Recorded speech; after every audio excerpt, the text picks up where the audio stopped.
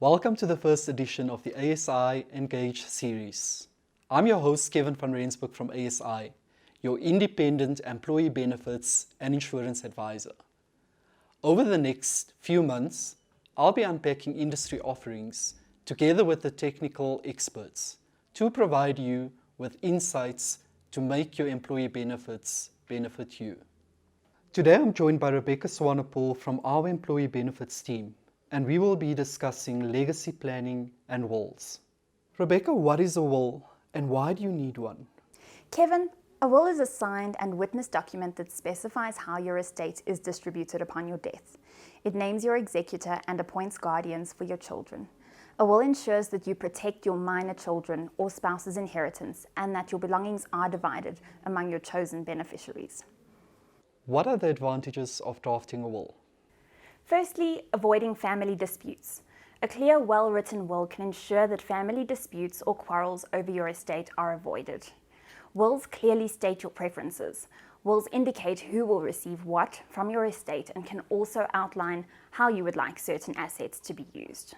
Also, your children's guardians are named in wills, so unless you clearly spell out in your will who you want to take care of your children in the event of your passing, the state will determine who will have guardianship.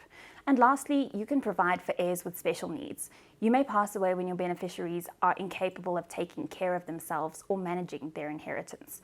In such cases, a testamentary trust can insist on the assets being placed in a trust that can either limit the beneficiary's access until they are of a certain age or distribute the money over a period of time. So, tell me, what happens if you pass away without leaving a will? In this case, your estate will be distributed according to the Interstate Succession Act 81 of 1987. This means that your assets will be distributed among your surviving blood relatives, with first preference being given to immediate family members. However, this may not be done in the manner that you had intended or anticipated. For example, interstate succession would prevent your child from receiving their full inheritance directly as a beneficiary if you have a surviving spouse.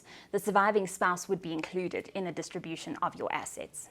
Thanks, Rebecca. Just to sum up, do you have any tips and recommendations for us to consider? Kevin, you can ensure that the estate administration process is accelerated by nominating an executor in your will. Leaving the Master of the High Court to appoint an executor could delay the process for months, potentially leaving vulnerable family members without critical income. Also, check the validity of your will by making sure it is signed and witnessed appropriately.